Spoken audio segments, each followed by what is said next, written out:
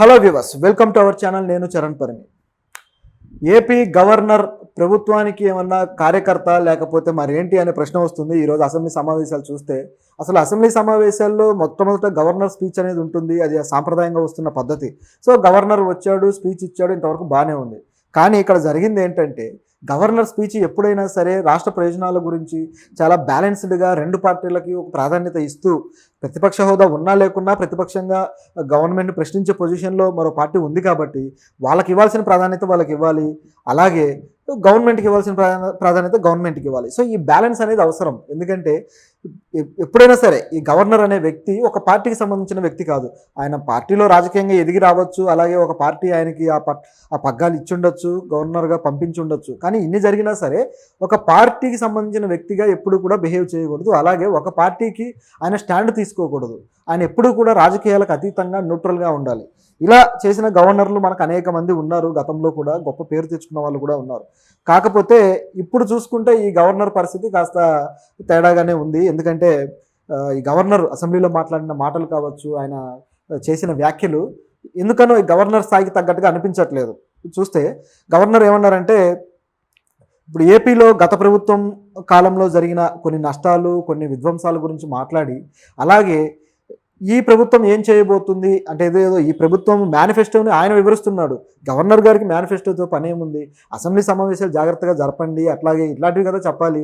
So ఈ ప్రభుత్వం వల్ల మేనిఫెస్టోని గురించి ఆయన బహిర్గతం చేస్తూ ఇవన్నీ వీళ్ళు చక్కగా చేస్తారని చెబుతూ, దాంతోపాటు చంద్రబాబు గారు ఎంత గొప్ప నాయకుడు, ఎంత విజనరీ అని చెప్పేసి ఆయన పొగిడే కార్యక్రమం పెట్టుకున్నాడు.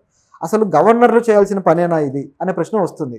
చంద్రబాబు గారు విజనరీ అనేది ఆయన పార్టీ కార్యకర్తలకు తెలుసు, ఓటేసిన వాళ్ళకి తెలుసు, వాళ్ళు మాట్లాడతారు. అంటే ఇది ఎలా ఉందంటే, గత ప్రభుత్వాన్ని ఈయన దూషించడం కోసం దీన్ని ఒక అవకాశంగా చేసుకున్నట్టు, అలాగే ప్రస్తుత ప్రభుత్వానికి నేను చాలా అనుకూలంగా ఉన్నాను చూడండి, మీరేం చెప్పినా నేను ఓకే అంటానని చెప్పి చాటుకోవడానికి కనిపిస్తుంది. ఇది నిజానికి అంటే గవర్నర్ స్థాయి వ్యక్తి మీద మనం ఇలాంటి వ్యాఖ్యలు చేసుకోవాల్సి వస్తుంది అంటే ఆయన చేసిన పని అలా ఉంది. నిజానికి చాలా కాలంగా కూడా ఈ గవర్నర్ల పొజిషనే కాస్త తేడాగా ఉంది.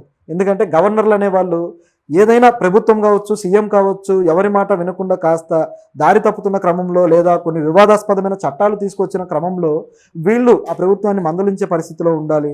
లేదా ఏదైనా ప్రతిపక్షాలు ఈ అవిశ్వాస తీర్మానాలు కానీ ఇలాంటివి వచ్చినప్పుడు, లేదా బల నిరూపణ జరగాల్సి వచ్చినప్పుడు న్యూట్రల్గా ఉండి ఎవరికి బలం ఉందో ఏంటో దానికి నిర్ణయం తీసుకోగలిగే కెపాసిటీ వీళ్ళకు ఉండాలి.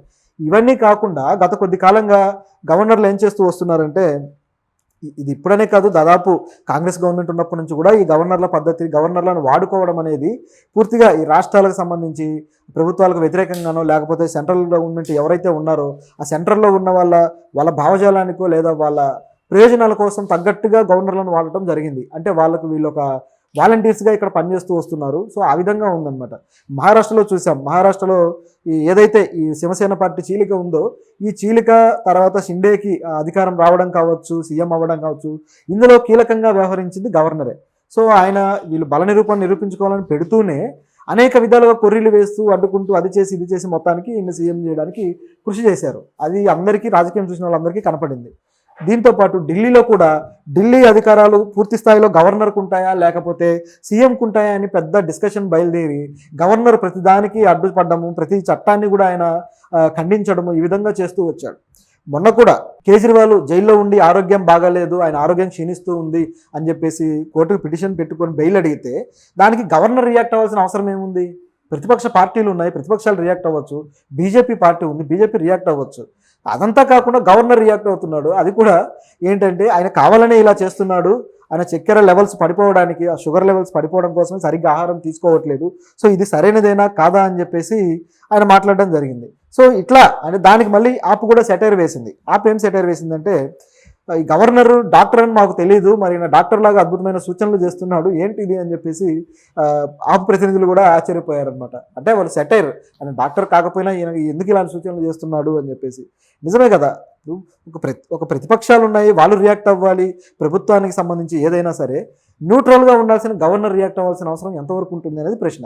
సో ఇక్కడ కూడా గవర్నరు ఈయన గతంలో విధ్వంసం జరిగిపోయింది 2019 నుంచి కూడా, అసలు గత ప్రభుత్వం మొత్తం అప్పులు చేసింది, అట్లాగే పన్నుల భారం ప్రజల మీద పెంచింది, అమరావతిని అట్లా అడవిలాగా మార్చేసింది, ఏమాత్రం అభివృద్ధిని పట్టించుకోలేదు, ఈ విధంగా ఒకదాని తర్వాత ఒకటి అన్నీ ఏకరువు పెట్టాడు.